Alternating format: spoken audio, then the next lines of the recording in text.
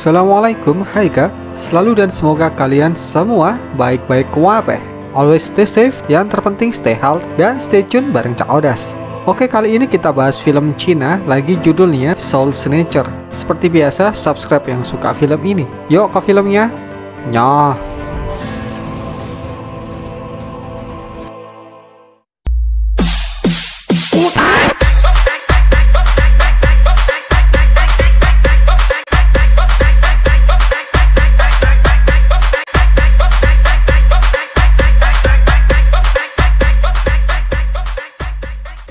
Di awal cerita, ada rubah lagi mainan makodok.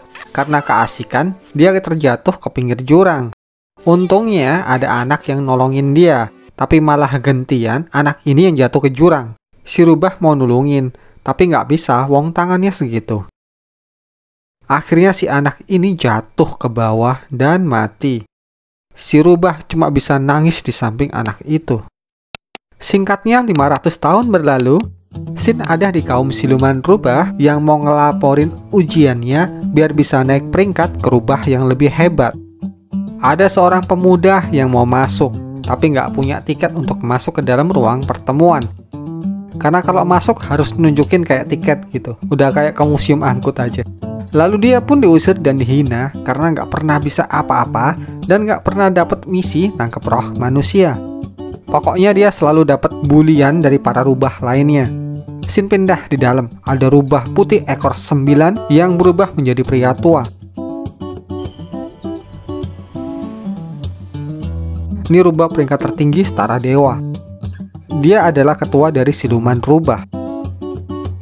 Lalu laporan pun dimulai dan ada salah satu rubah junior yang berhasil dapetin eliksir dengan kepandaian tipu muslihatnya. Dia pun berubah menjadi rubah ekor 5.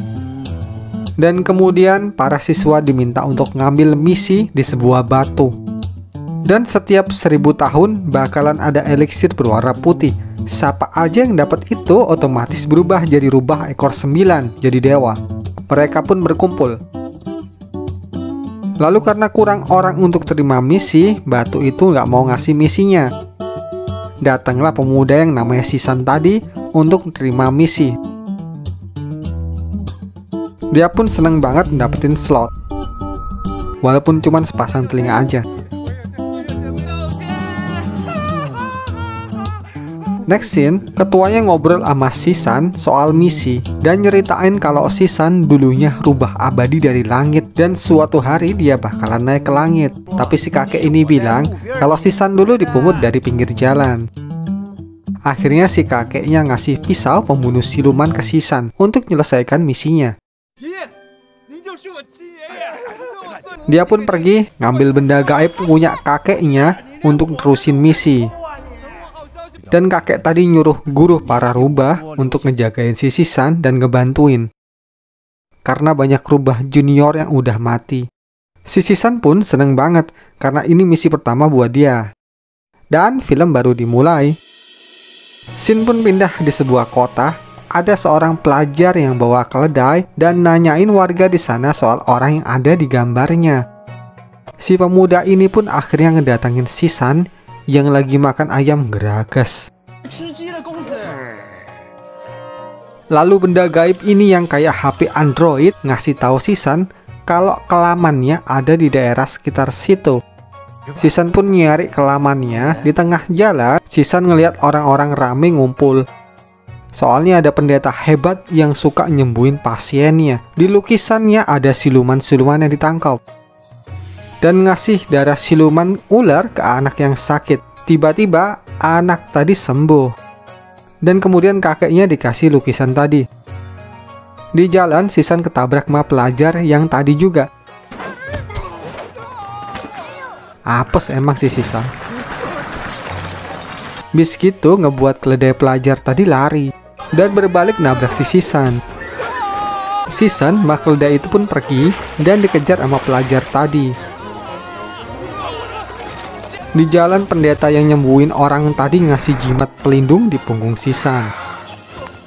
Next, sampailah mereka di tengah hutan. Si pelajar tadi marah sama Sisan soal yang ngilangin keledainya. Si San pun masih dikejar sama pelajar itu sampai mereka berdua kecapean. Dan si San ngajak pelajar tadi untuk beristirahat di bangunan udah nggak kepake. Si San di sini nyadarin kalau si pelajar ini ada kelamannya yang nyimpen eliksir putih.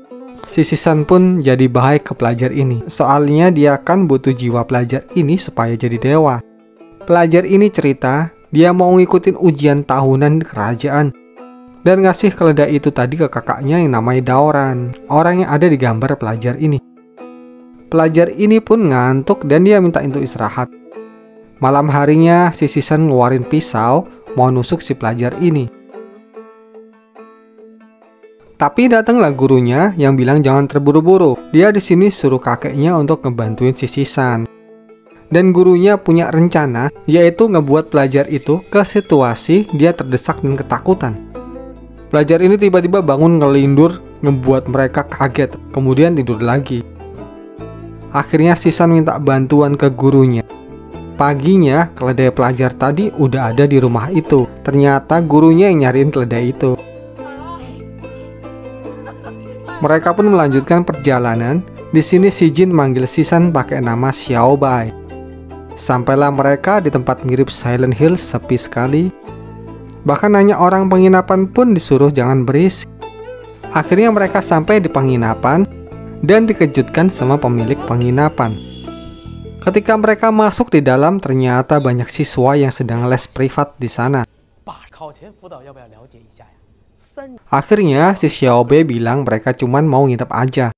Pada malam harinya ada monster yang keluar dari air. Dan Xiaobai dibuat heran sama kodok yang bertelur emas. Si Jin ngelihat hal ini pun keluar dan lihat kodok tadi nelurin emas. Tapi malah emasnya ditaruh lagi nggak diambil. Berjalanlah dia sampai ketemu sama pemilik penginapan yang tadi nyuruh si Jin ngelihat permukaan air. Tiba-tiba ada lidah keluar dari dalam air dan masuklah si Jin ke dimensi sebaliknya. Di sana penuh lendir kodok ya. Si Jin yang masih keheranan ini dikagetin sama pemilik penginapan yang berubah jadi kodok bangka gede banget dan narik si Jin pakai lidahnya. Xiaobai datang dan nulungi si Jin. Mereka berdua berusaha kabur dan ngindarin lidah si kodok.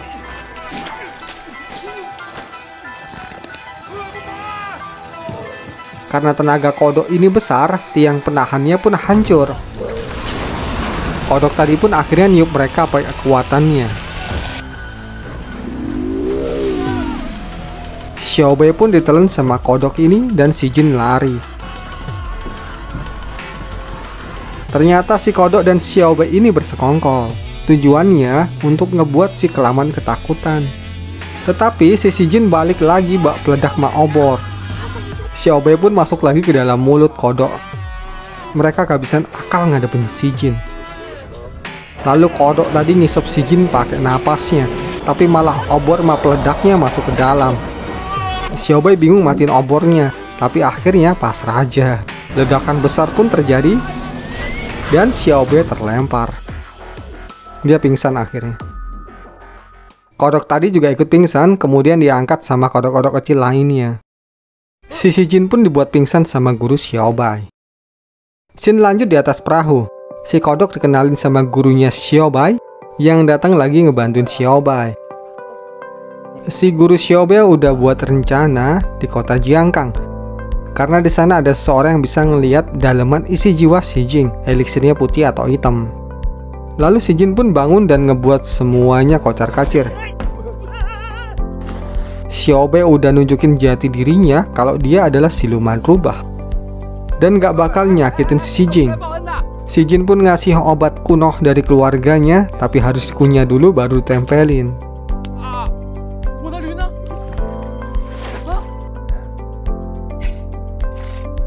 Si Jin juga nanya kenapa perahunya bisa jalan sendiri. Ternyata si kodok tadi yang ngedorong renang gaya kodok. Singkatnya, sampailah mereka ke sebuah kota yang ramai banget. Ini adalah kota Jiangkang. Mereka pun masuk ke kota yang isinya lempitan empal nikmat semua. Karena si Jin ini polos, dia agak kebingungan tentang tempat itu, walaupun udah ditawarin masuk. Sampai datanglah anak kecil yang nyuruh dia ke suatu tempat. Jalanlah mereka berdua nyeberangin jembatan, dan di sana ada tempat eksklusif perempalan. Masuklah mereka ke dalam. Katanya ada orang yang nyari si Jing di tempat itu, yaitu kakaknya si Daoran. Dan di dalam, si guru Xiaobai nyambut mereka. Dan nyamar demi ngebantu si Xiaobai. Dan didoronglah si Jin masuk ke tempat kosong. Ternyata itu tempat para hantu. Dan yang berkuasa di situ adalah hantu cewek perempuan yang bisa ngelihat jiwa dari si Jin. Xiaobai dan gurunya nunggu di luar tuh. Masuklah si Jin ke dalam dan ngeliat cewek cakep yang mukanya mix kebuli-bulian gitu terbang turun. Si Jin terhipnotis sama paras nih cewek. Kemudian dia dirayu-rayu pakai kemolekan tubuhnya. Lalu dia ajaklah ke tempat tidur. Si Jin pun nampar dirinya untuk nyadarin dirinya dari kesangean. Waktu dirayu lagi udah nggak bisa. Si Jin pun mau kabur dari tempat itu dan ngejauhin cewek ini. Tapi tetap dideketin terus, masih hantu cakep nih. Nama si cakep ini Ying Lian. Tuh mau diserang karena berdarah. Ying Lian pun terlempar karena di punggung si Jin ada mantra pelindung dari pendeta yang ada di kota tadi. Si Ying Lian pura-pura tetap baik-baik aja. Gitu terus sampai penampilan Ying Lian acak-acakan. Sampai dia terlempar keluar dari atap genteng.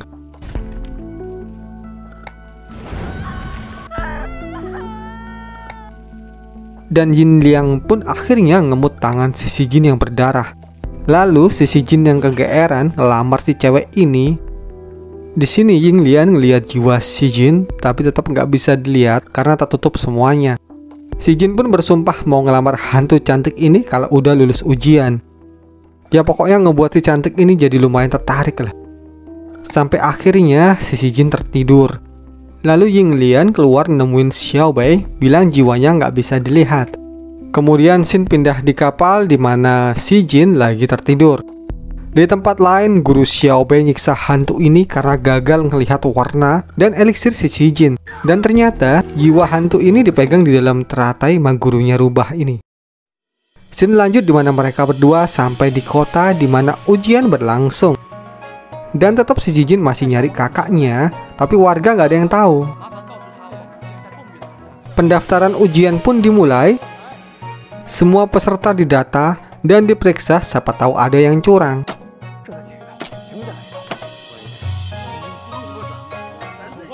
Dan mereka ngantri dari subuh sampai pagi. Dipanggil masuk semua ke dalam ruangan. Singkatnya, semua peserta duduk dan bersiap ngikutin ujian kerajaan. Ujian pun dimulai. Mereka semua konsentrasi terus mengerjakan ujian kerajaan. Sampai malam pun ujian masih berlanjut. Tiba-tiba ada salah satu orang yang stres berteriak-teriak, terpaksa diamankan dan dibawa keluar sama para penjaga. Gak lama datanglah si Ying Lian ke tempat si Jin. Dia narik jiwanya keluar. Dan Ying Lian bilang kalau waktu yang pas ngambil jiwa si Jin saat itu. Ternyata di situ juga ada arwah penasaran yang suka ganggu dan ngebuat orang gila kayak yang tadi. Si Jin ngelihat kakaknya yang lagi ujian di situ, panggilin tapi tiba-tiba berubah jadi arwah penasaran dan narik si Jin masuk ke dunianya. Di dalamnya hantu semua.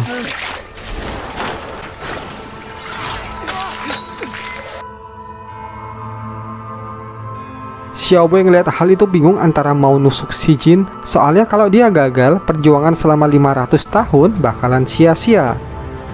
Tapi si Xiaobai milih untuk masuk ke dunia arwah dan nulungin temennya.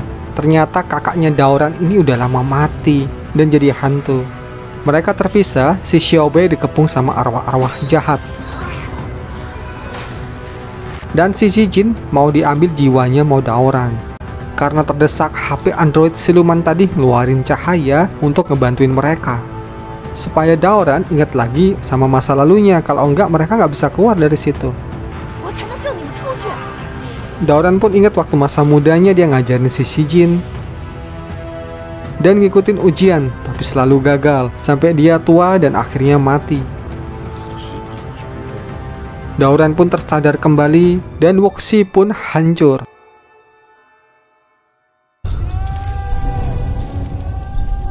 Para arwah di sana pun kembali ke alamnya.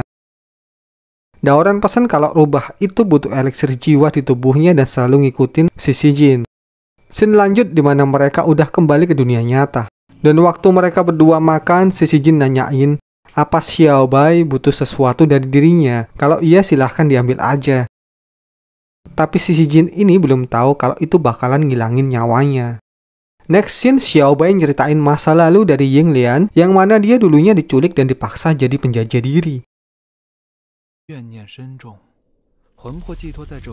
Akhirnya dia bunuh diri lompat ke kali, dan waktu jadi hantu dia makan hati manusia untuk hidup. Scene pindah di mana Shijin datang ke tempat Yinglian dan masuk langsung ngelamar si Yinglian. Langsung kaget si Yingliannya. Mereka diawasi sama Xiaobai dan gurunya. Walaupun awalnya ditolak karena dia tuh hantu, tapi ngelihat ketulusan cinta dari si Jian hantu cakep ini jadi penasaran. Si Jian bilang kalau dia pelajar miskin dan selalu dihina, tapi hal yang ditakutkannya itu nggak bisa ngebuat hantu cantik ini bahagia. Karena ketulusannya, si Yinglian pun suka. Dan langsung lari sama Shijin, gurunya di atas dipukul Mas Xiaobai dan pingsan. Mereka berlari sampai di jembatan, Xiaobai nunggu di tempat itu. Hantu tadi marah soalnya Xiaobai mau ngambil eliksir kekasihnya. Pertarungan terjadi dan ngerasukin si Xiaobai. Tapi Shijin terus ngebelain si Xiaobai.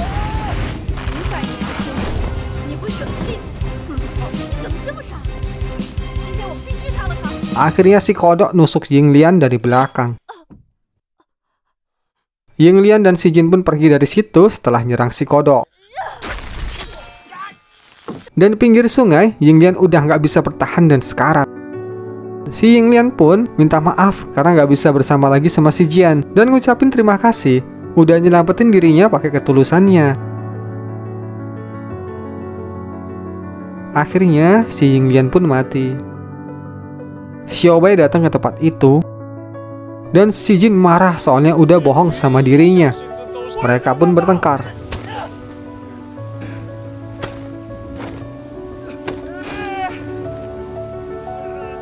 Shijin udah nganggep Xiaobai kayak sahabat saudaranya, tapi dia malah mau ngebunuh dirinya.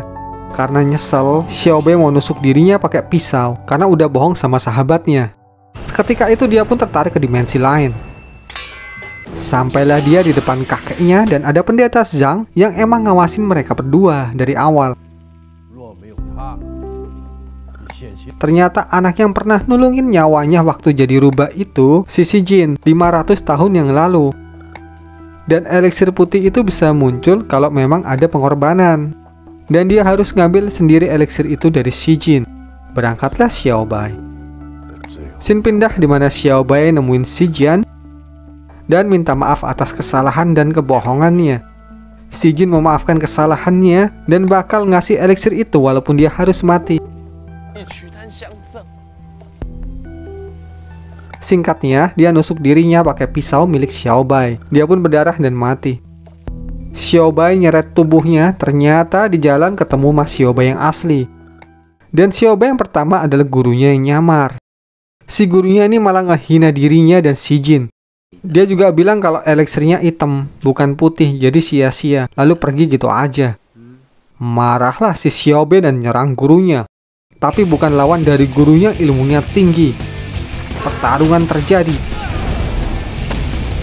Xiaobai berhasil mukul dan jatuhin gurunya.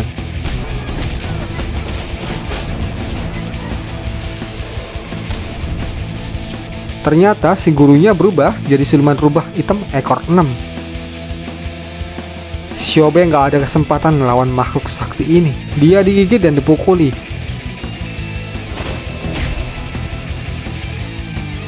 Semua sendinya dipatahin. Dan akhirnya ditusuk sama rubah ini. Dan emang sengaja dibunuh sama gurunya ini. Xiaobai yang terkapar ingat masa lalunya Mas Shijin. Dan elixir hitam itu pun berubah jadi putih karena pengorbanannya. Keluarlah cahaya dan si Xiaobei berubah jadi rubah abadi, langsung nyerang gurunya. Ini penampakannya. Pertarungan terjadi dan gurunya bukan tandingan si Xiaobei.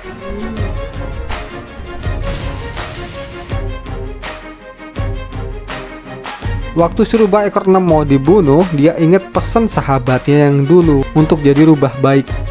Si rubah tua itu pun pergi dari situ. Ternyata Xiaobei berubah jadi rubah ekor 9, Kak. Kekuatannya setara sama kakeknya, bahkan dewa.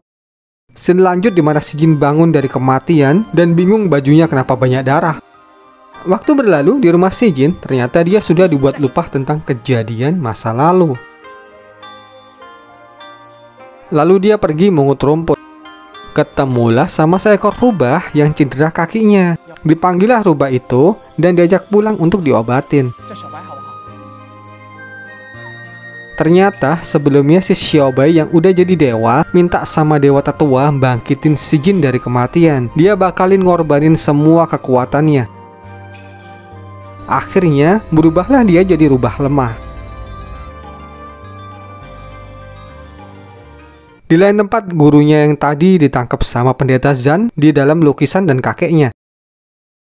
Soalnya si gurunya ini udah ngebunuhin rubah-rubah junior yang lainnya. Scene pindah lagi di Xiaobei udah ada di rumah si Jing. Mereka pun hidup berdampingan berdua bersama terus. Dan film luar biasa ini pun akhirnya selesai sampai sini. Oke Kak, terima kasih udah nonton. Sampai ketemu di update film lainnya. Dan assalamualaikum.